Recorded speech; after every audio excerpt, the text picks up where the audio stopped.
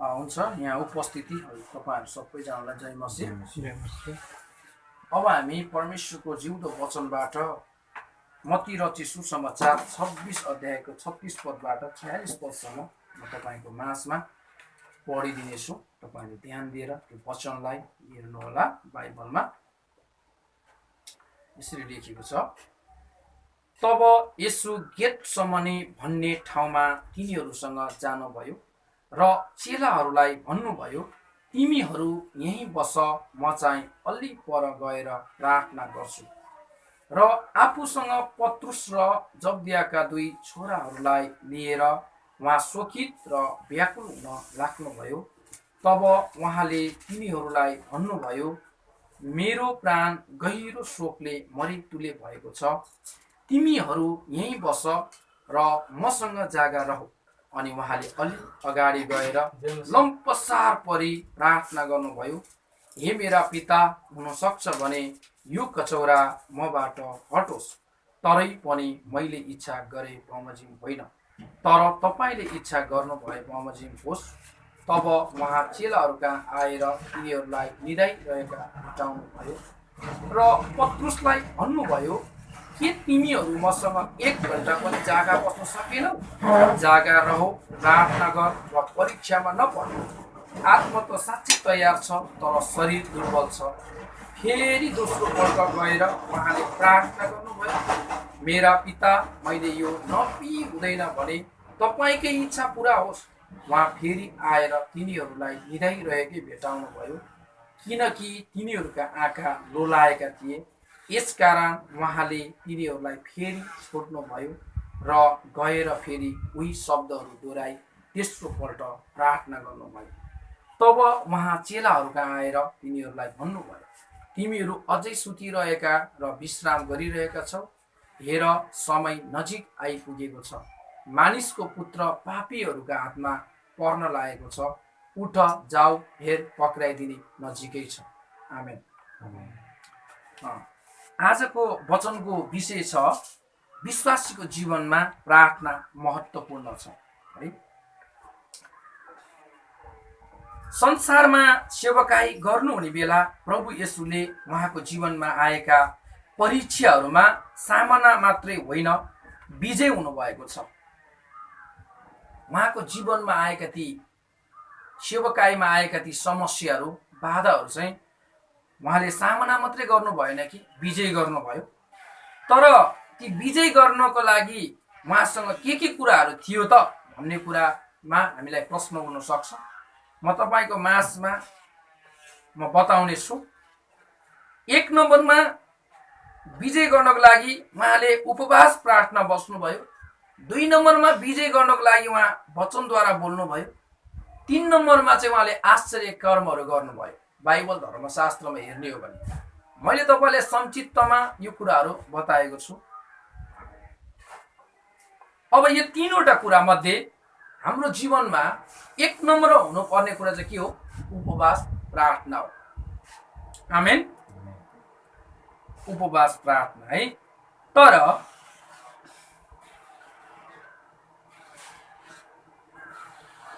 उहाँ परीक्षाहरूमा विजय हुनुभएको छ र यो गेटसमनीको परीक्षा नै प्रभु येशूको अन्तिम परीक्षा हो।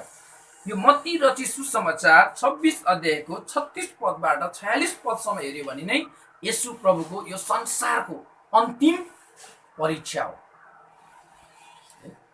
त्यो भएर यो परीक्षा त तपाईँ र मेरो जीवनमा आइराख्ने कुरा हो। तर हाम्रो जीवनमा के हुनुपर्छ? परीक्षालाई जित्नको लागि प्रार्थना हुनुपर्छ। उपवास सहितको प्रार्थना, हृदयमा वचन हुनुपर्छ। यदि हाम्रो जीवनमा वचन छैन, यदि हाम्रो जीवनमा प्रार्थना छैन भनेदेखि हामीले विजयको जीवन जिउन सक्दैनौँ। र अनि यहाँनिर 36 पदबाट 38 पदसम्म यहाँ तपाईँले हेर्नुभयो भनेदेखि उहाँलाई यो अन्तिम घडीमा निकै पीडा भएको छ। है, उहाँलाई चाहिँ एकदमै पीडा भएको छ। र उहाँको पीडाको बेलामा उहाँले आफ्ना 3 घनिष्ठ चेलाहरूको सान्त्वना र समर्थन चाहनुभयो। कहिलेकाहीँ हामीलाई पीडा पर्दाखेरि हाम्रो परिवारले हैन, हामीलाई पीडा समस्या पर्दाखेरि मण्डलीले प्रार्थना गरिदिए हुन्थ्यो होला हैन भन्ने खालको हामीलाई त्यो चाहना हुन्छ नि। त्यस्तै उहाँले पनि 3 जना चेलाहरूलाई रोज्नु भयो। याद गर्नुहोस् है। अनि 3 जना चेलाहरूलाई उहाँले रोज्नु भयो। त्यो 3 जना चेलाहरूको चाहिँ समर्थन, 3 जना चेलाहरूले चाहिँ उहाँलाई सान्त्वना दिएको चाहिँ प्रभु येशूले चाहनुहुन्थ्यो। अब त्यो 3 जना चेलाहरूलाई लिएर उहाँ चाहिँ एक्लास एकान्त ठाउँमा जानुभयो। अनि जानु भइसके पछाडि उहाँले भन्नुभयो कि तिमीहरू चाहिँ यहीँ बस्दै गर, म चाहिँ अलि पर गएर के गर्छु, प्रार्थना गर्छु। किन त्यो परीक्षामा त विजय हुनु परेको छ। अब के द्वारा विजय हुने भन्दा प्रार्थनाद्वारा। प्रभु येशूलाई थाहा थियो चेलाहरू त्यहाँ गएर प्रार्थना गर्न सक्दैन, त्यो भएर उहाँले प्रार्थना गर्नको लागि उहाँ एक्लै जानुभयो है। विश्वासीको जीवनमा नि प्रार्थना महत्त्वपूर्ण हुन्छ क्या। त्यसले गर्दा तपाईले जसरी हुन्छ प्रार्थनाको जीवन बिताउनुपर्छ। यदि प्रार्थना छैन भने तपाईँ आज सेवामा हुनुहुन्छ तर केही बेर पछाडि तपाईँ संसारपट्टि फर्किनुहुन्छ। यो चाहिँ एकदमै निश्चित छ। मैले त यो आँखाले देखेको छु प्रियहरू, आँखाले देखेको छु। धेरै प्रार्थना नगर्ने मान्छेहरू चाहिँ ब्याक साइड भएको म देखेको छु। र अनि यहाँ हामी भजन सङ्ग्रह 55 को 17 पदमा म एकचोटि तपाईँलाई भजन सङ्ग्रह 55 को 17 पदमा पढ्नेछु। तपाईँहरूले बाइबल पल्टाउनु पर्दैन, तपाईँहरूले सुन्नु होला। भजन सङ्ग्रह 55 को 17 पद है।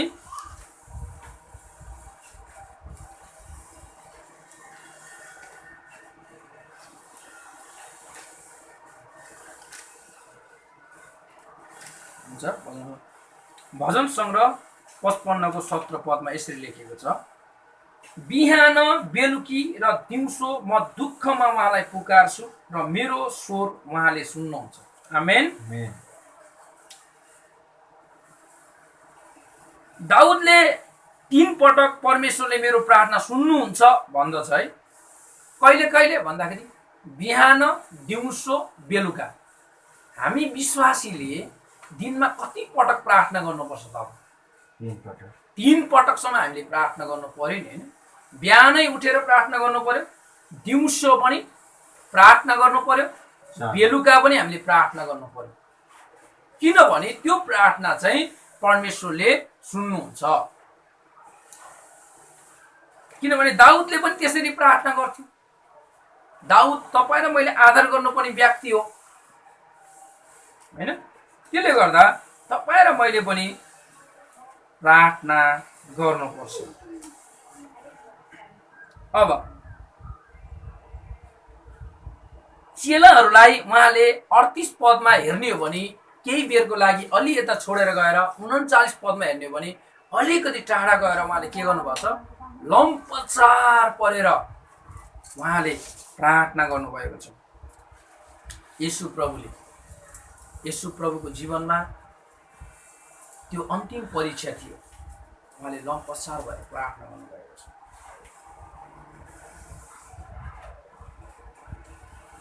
र प्रभु येशूले पनि लम्पसार परि प्रार्थना गर्नुभएको छ। अनि उहाँले भन्दछ कि यहाँ कचौराको कुरा छ। यो 39 पदमा कचौराको कुरा छ। त्यो कचौरा चाहिँ परमेश्वरको क्रोधको कचौरा थियो। यो अन्तिम घडीमा पनि आफ्नै इच्छा बमोजिम येशू ख्रीष्टले क्रुसमा मर्न चाहनु भएन। आमेन।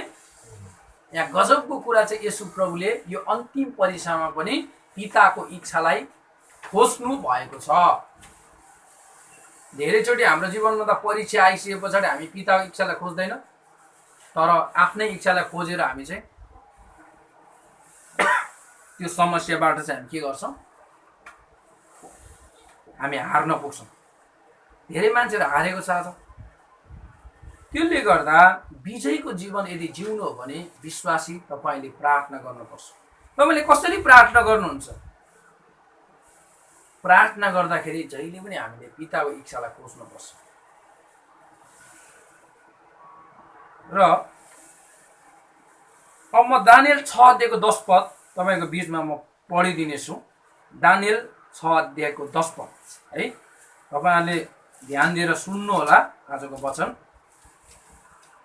दानियल 6 अध्यायको 10 पदमा यसरी लेखेको छ कि जब दानियलले त्यो आदेश प्रकाशित भएको थाहा पाए, तिनी आफ्नो घरको माथिल्लो तल्लाको कोठामा गए, जहाँ झ्यालहरू यरुसलेमतिर खुल्ला थिए। पहिले जस्तै तिनी दिनमा 3 पल्ट घोडा टेकी परमेश्वरलाई धन्यवाद दिँदै प्रार्थना गर्थे। आमेन। अब हेर्नुहोस् है, यो प्रार्थना येशू प्रभु आएर मात्रै होइन, यो प्रार्थना चाहिँ पुरानो करारबाटै है, प्रारम्भबाटै भनेको सुरुबाटै नै प्रार्थना चाहिँ मानिसहरूले गर्दथे। अब दाउदले पनि बिहान दिउँसो बेलुकाको पुकारा चाहिँ मेरो परमेश्वरले सुन्नुहुन्छ भन्ने दाउदले विश्वास गरेको थियो र दाउदले विश्वास सँगसँगै प्रार्थना गर्थ्यो भने अब दानियलले पनि दिनमा कतिचोटि प्रार्थना गर्दैछ त? 3 चोटि प्रार्थना गर्दैछ। यो दानियलले किन प्रार्थना गर्यो तपाईँलाई थाहा छ? दानियललाई 30 दिनको मात्रै डेट दिएको थियो, मात्रै 30 दिन राजा दाराको नाममा के गर्नुपर्ने, राजा दाराको नाममा चाहिँ प्रार्थना गर्नुपर्ने, अरू कुनै ईश्वरको नाममा प्रार्थना गर्नु नपर्ने, जम्मा 30 दिन मात्रै। तर दानियलले त्यो कुरा मानेन।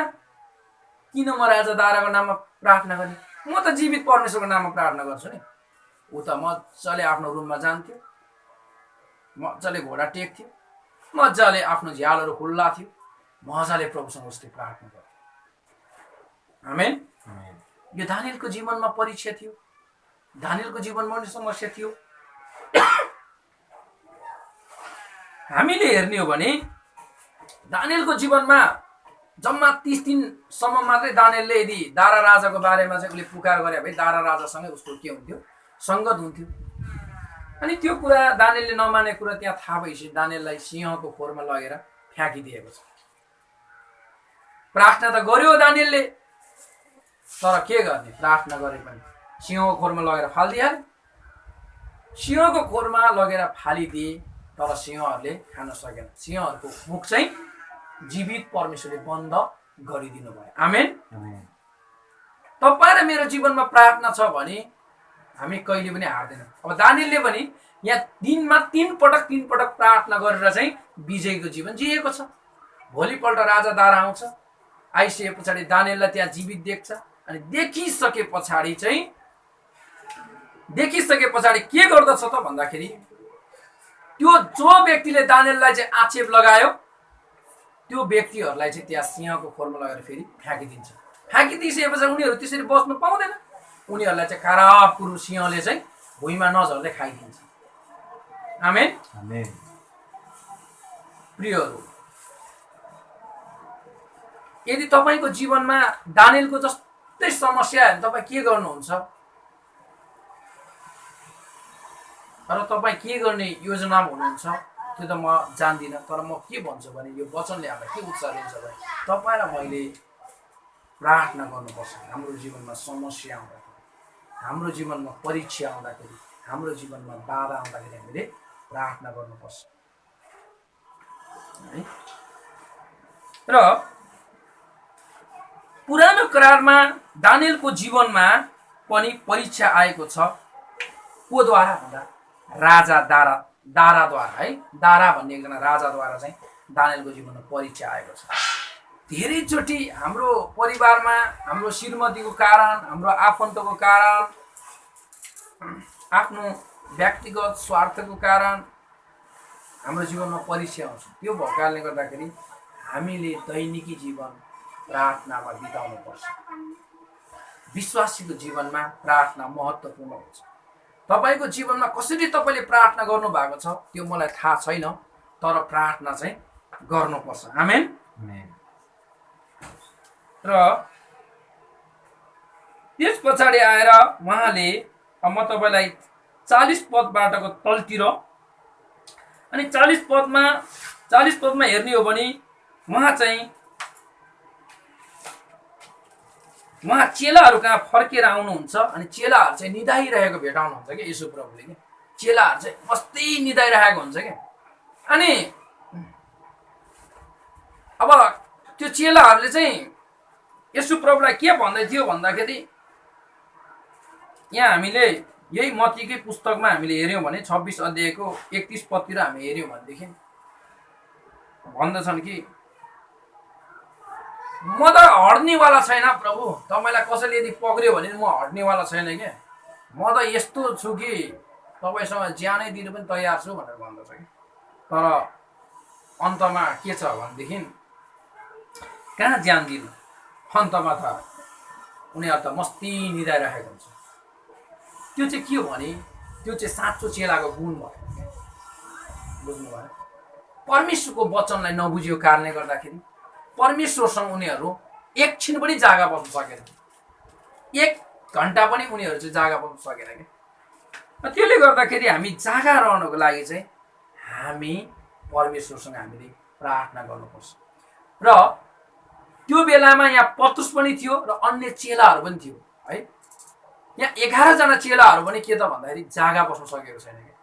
अनि यो पत्रुसले भन्छ कि अन्तमा गएर पहिलो पत्रुस 5 अध्यायको 8 पदमा भन्छ कि सचेत रहो, दियावल्सले कसलाई भेटेर खाइहाल्नु भनेर उसले खोज्दै हिँडेको छ। सचेत रहो। त्यो भएर आज पनि तपाईँ र मलाई यही कुरा भन्दछन् कि हामी विश्वासी चाहिँ सचेत रहनुपर्छ। तपाईँलाई यो वचन तपाईँले बुझ्नु भएन भने गाह्रो हुन्छ, आत्मिक जीवन जिउनको लागि धेरै गाह्रो हुन्छ।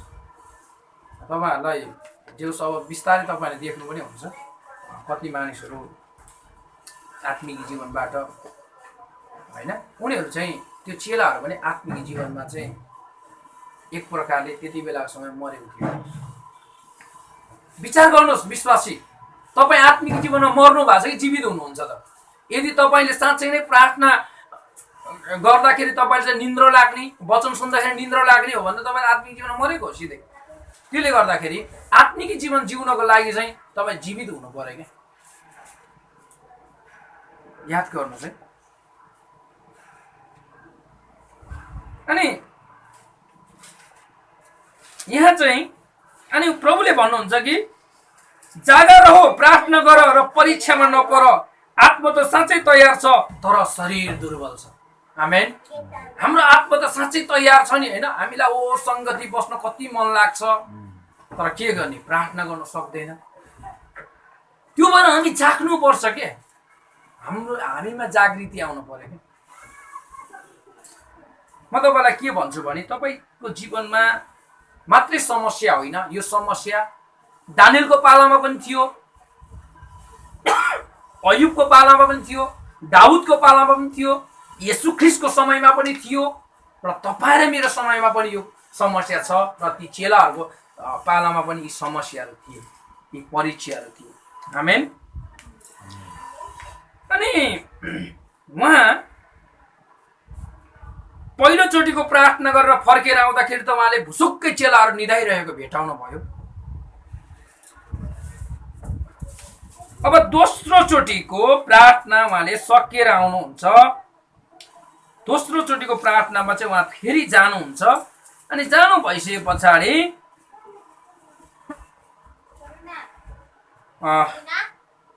दोस्रो चोटिको प्रार्थनामा उहाँ जानु भइसके पछाडि उहाँले प्रार्थना गरिसक्नु भएपछि उहाँले आफैलाई अन्तिम परीक्षामा पनि परमेश्वरको अधीनमा उहाँले राख्नु भएको छ। आमेन। आफ्नो प्रार्थना येशू प्रभुले गरेको प्रार्थना पनि येशू प्रभुले परमेश्वरको अधीनमा राख्नु भएको छ। हाम्रो मानिसहरूलाई त अहिले के चाहिएको छ? आशिष चाहिएको छ, आशिष चाहिएको छ। संसारको धन धेरै चाहिएको छ हाम्रो विश्वासीहरू, तर प्रार्थना छैन, परमेश्वरको अधीनमा छैन। कहाँबाट पाइन्छ संसारको धन? कहीँबाट नि पाइँदैन। त्यसले गर्दाखेरि परमेश्वरमा आशिष पाउनको लागि चाहिँ हामीले हाम्रो प्रार्थना हामीले गरेर हुँदैन, हाम्रो प्रार्थना चाहिँ परमेश्वरको अधीनमा हुनुपर्छ है। नत्र भने चाहिँ प्रार्थना गरेर फाइदा छैन। त्यहाँ येशू प्रभुले बल जबरजस्ती भन्नुभयो त, हे प्रभु म त क्रुसमा जाँदिनँ अहिले नै भन्नु भएन नि। उहाँले इच्छा खोज्नु भयो, हे प्रभु तपाईँको इच्छा के छ त्यो इच्छा पुरा गर्नु। यसले चाहिँ प्रार्थना पनि प्रभु परमेश्वरको अधीनमा थियो। र अब यहाँ हामी हेर्छौँ भनेदेखि अयुब 42 को 10 पदमा म तपाईँको 20मा बाइबल वचन पढिदिनेछु। अयुबको किताब 42 अध्यायको 10 पद है। अयुब 42 को 10 पद तपाईले हेर्न सक्नुहुन्छ अथवा सुन्न सक्नुहुन्छ है। यसरी अयुबले आफ्ना मित्रहरूका निम्ति प्रार्थना गरेपछि परमप्रभुले अयुबको सुदिन फर्काइदिनु भयो र तिनका सबै धन सम्पत्ति पहिलेको भन्दा 2 गुणा बढाइदिनु भयो। आमेन। तपाईले अयुब 1 अध्यायको 1 बाट 3 पदसम्म हेर्नुभयो भने अयुबको सम्पत्ति कति थियो भन्ने कुरा त्यहाँ तपाईले स्पष्ट पाउनुहुन्छ। अयुब 42 अध्यायमा तपाईले पुरै पढ्नु भयो भने अनि अयुबले कति फिर्ता पाएको त्यहाँ पनि तपाईले पाउनुहुन्छ। म तपाईलाई के कुरा बताइराख्छु भन्दाखेरि अयुबको आफ्नो समस्या थियो। आफ्नो समस्यालाई उसले भुलेर अरूको समस्याको लागि उसले प्रार्थनामा जोड दियो। अहिले हाम्रो राष्ट्रमा विपत्ति छ है। हाम्रो राष्ट्रमा मात्रै नभएर विश्वमै विपत्ति, कोरोनाको विपत्ति छ। एउटा यो हाम्रो लागि दुःखको कुरा हो हैन। हाम्रो लागि एउटा यो धेरै दुःखको कुरा हो। त्यो भएर हामीले कोरोनाको लागि हामीले एकदमै प्रार्थना गर्नुपर्छ। किनभने अयुबले 42 को 10 पदमा ती 3 जना साथीहरूको लागि प्रार्थना गर्दाखेरि उसको प्रार्थना खेर गएन नि उसको प्रार्थना त हैन। उसले त त्यहाँ त सुदिनहरू पाएको छ नि। विश्वासी तपाईँ नि हृदयदेखि यदि सेवामा तपाईँ बस्नुहुन्छ भने नि तपाईले यहाँबाट चाहिँ तपाईले धेरै आशिष पाउनुहुन्छ है। तर तपाईँ एउटा विधिगत हिसाबले मात्रै यदि चर्चमा आउनुहुन्छ भने चाहिँ तपाईले आशिष पाउनु हुँदैन है। त्यसले गर्दाखेरि हामीले बाइबलमा भएका कुराहरू चाहिँ हामीले सिरोपर गर्नुपर्छ। यो वचन अनुसार हामी हिँड्नुपर्छ। हाम्रो जीवनमा नि प्रार्थनाको एकदमै महत्त्वपूर्ण छ क्या विश्वासीको जीवनमा। तपाईँ साँचो विश्वासी हो भने तपाईले प्रार्थना गर्नुपर्छ क्या। अयुबले परमेश्वरलाई साँचो विश्वास गर्दथे। उसले प्रार्थनालाई महत्त्वपूर्ण सम्झेर उसले प्रार्थना गर्यो। त्यस पछाडि उसको गुमिएका सबै सम्पत्तिहरू उसले के पाएछ त फिर्ता पाएको छ। आमेन। हराएको कुरा पाउँछ के प्रार्थना गर्यो भनेदेखि। गुमिएको कुरा पाउँछ के प्रार्थना गर्यो भनेदेखि। संगति दाउनु हुन्छ तर तपाईको जीवनमा प्रार्थना छैन। प्रार्थना हुनुपर्छ। प्रार्थना जरुर प्रार्थनाको खाँचो छ। आमेन। र अब हामी पहिलो थेसलोनिकी 5 अध्यायको 16 बाट 18 पदसम्म पनि हामी हेर्नेछौँ। पहिलो थेसलोनिकी 5 अध्यायको 16 बाट 18 पदसम्म है। तपाईको माझमा तपाईहरुले पनि पढ्न सक्नुहुन्छ यदि पाउनु भयो भनेदेखि। यदि नत्र भने म पढिदिन्छु। यसरी लेखेको छ, सधैँ आनन्दित रहो, निरन्तर प्रार्थना गरिरहो, सबै परिस्थितिमा धन्यवाद देऊ किनकि ख्रीष्ट येशूमा तिमीहरूका लागि परमेश्वरको इच्छा यही हो। आमेन। सरी। अब यहाँनिर दानियल 6 अध्यायको 10 पद, पहिलो थेसलोनिकी 5 अध्यायको 16, 17, 18 पद। यो तीनवटै पदले के भन्छ भने प्रार्थना चाहिँ गर्दाखेरि 1 नम्बरमा धन्यवाद दिने।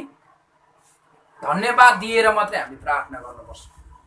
त्यो प्रार्थना बटङ टङ टङ टङ गरेर हुँदैन क्या। परमेश्वरलाई धन्यवाद दिनु पर्यो नि। तपाईले आज दिनभरि कस्तो आशिष पाउनु भयो हैन। इभन तपाईले चाहिँ हुन सक्छ तपाई कहीँ जाँदाखेरि लड्न लागेको थियो होला हैन। हुन सक्छ तपाई बोल्दाखेरि तपाईको बोलीको लागि मानिसहरूले क्षमा दियो होला। यी सबै कुराको लागि प्रभुलाई धन्यवाद दिएर मात्रै अनि हामीले प्रार्थना गर्नुपर्छ। अनि त्यो प्रार्थना परमेश्वरले सुन्नुहुन्छ। त्यो भएर यहाँ पनि त्यही भन्छन् कि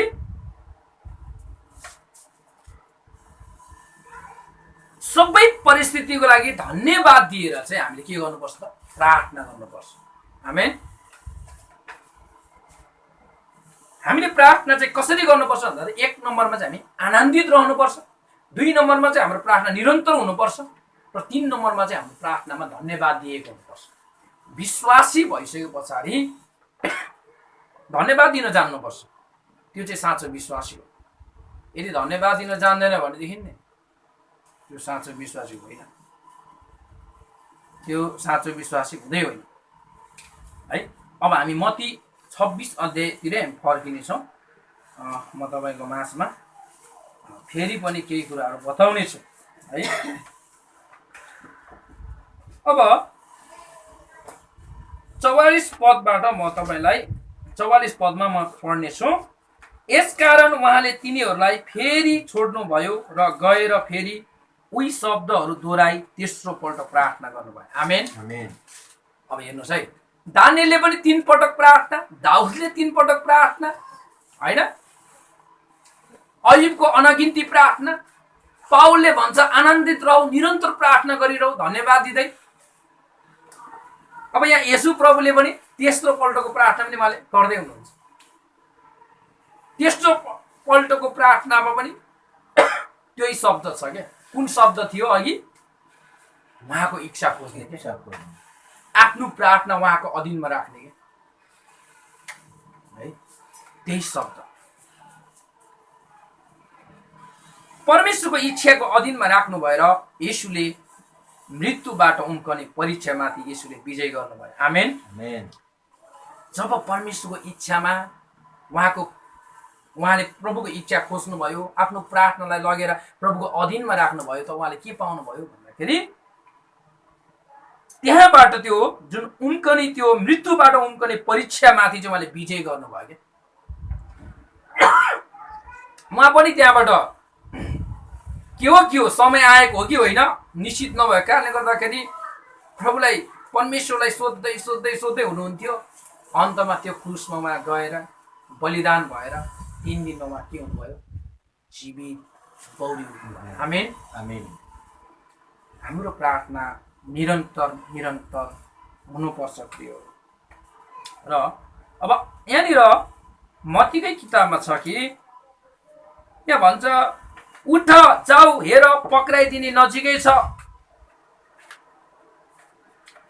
तिनीहरू भाग्नुपर्छ भन्ने होइन, तर तिनीहरू आफ्ना शत्रुहरूलाई भेट्न जानुपर्छ भन्ने येशूको भनाइको अर्थ थियो। यहाँ जुन कुरा भने नि होइन, उठ जाऊ, हेर पक्राइदिने नजिकै छ, त्यो भन्न खोजेको कुरा चाहिँ के हो भन्दाखेरि चेलाहरू चाहिँ यहाँबाट भाग्नुपर्छ भनेर भन्नु खोज्नु भएको होइन है। येशूले चाहिँ त्यो भन्न खोज्नु भएको होइन। येशूले भन्नु खोज्नु भएको चाहिँ के भन्ने, ती शत्रुहरूसँग गएर भेट गर्नुपर्छ के, त्यो समस्यालाई जित्नुपर्छ के, प्रार्थना गरेर जित्नुपर्छ के भनेर भन्नु खोज्नु भएको। हाम्रो जीवनमा जति पनि समस्या आउँछ नि, हामी प्रार्थनामा समय बिताउनुपर्छ। हाम्रो जीवनमा जतिसुकै दुःख कष्टहरू आउँछ, हामीले पिताको इच्छा खोज्नुपर्छ। आजको खण्ड अनुसार प्रियहरू, हामीले पिताको अधीनमा हामी राख्न सक्नुपर्छ, हामी बस्न सक्नुपर्छ। अनि मात्रै हामीले आशिष पाउँछौँ। विश्वासीको जीवनमा प्रार्थना महत्त्वपूर्ण छ। किन महत्त्वपूर्ण छन् भने येशूले पनि यही कुरालाई चाहिँ उहाँले के गर्नुभएको थियो भन्दाखेरि यो कुरालाई नै येशू प्रभुले पछ्याउनु भयो। आमेन। र तपाईँको माझमा म सरस्वती यो 36बाट 46 पदसम्म म 3वटा कुरा भन्दछु। पहिलो नम्बरमा उहाँले पिताको इच्छालाई खोज्नु भएको छ भने दोस्रो नम्बरमा चाहिँ उहाँले चाहिँ आफूले गरेको प्रार्थना पिताको अधीनमा राख्नु भएको छ। र तेस्रोमा चाहिँ उहाँले चेलाहरूलाई समस्याबाट भाग्नु हुँदैन भनेर चाहिँ सिकाएको छ है। त्यो भएर जो व्यक्तिको जीवनमा समस्या आउँछ त्यो व्यक्ति प्रभुबाट भाग्छ भने त्यो चाहिँ प्रभुको चेला हुँदै होइन, त्यो हुँदै होइन। र अन्तिम एफिसी 6 अध्यायको 18 पद तपाईँको माझमा पढ्नेछु। एफिसी 6 अध्यायको 18 पदमा तपाईँको बिचमा म पढेर आजको वचनलाई अन्त गर्नेछु। सारा प्रार्थना र निवेदन साथ सब समय पवित्र आत्मामा प्रार्थना गर, यस उद्देश्यले लगनशील र सतर्क भएर सबै सन्तहरूको निम्ति प्रार्थना गरिरह। आमेन। हेर्नुहोस् है, अयुबले अघि त्यहाँ 3 जना व्यक्तिहरूको निम्ति, आफ्नो साथीहरूको निम्ति प्रार्थना गरेको थियो। अनि पावलले पनि यही कुरा भन्छ कि एउटा उद्देश्य लिएर प्रार्थना गर, सबै समय आफ्नो सन्तहरूको लागि, आफ्नो साथीहरूको लागि के गर त प्रार्थना गर भनेर पावलले भन्दछ हैन। तपाईले यदि अझै पनि आफ्नो मानिसहरूलाई प्रार्थना गर्नु भएको छैन, तपाईँको जीवनमा स्वार्थ छ, एकदमै तपाईँको जीवनमा चाहिँ शङ्काको कुराहरू चाहिँ बढी मात्रामा भएकोले गर्दा तपाईँले प्रार्थना गर्न सकिरहेको छैन। त्यसले गर्दाखेरि प्रार्थना विश्वासीको जीवनमा महत्त्वपूर्ण छ र प्रार्थनामा तपाईँले समय बिताउनुहोस्, परमेश्वरले तपाईँको जीवनमा आशिष दिनुहुन्छ। आमेन। आउनुहोस् आजको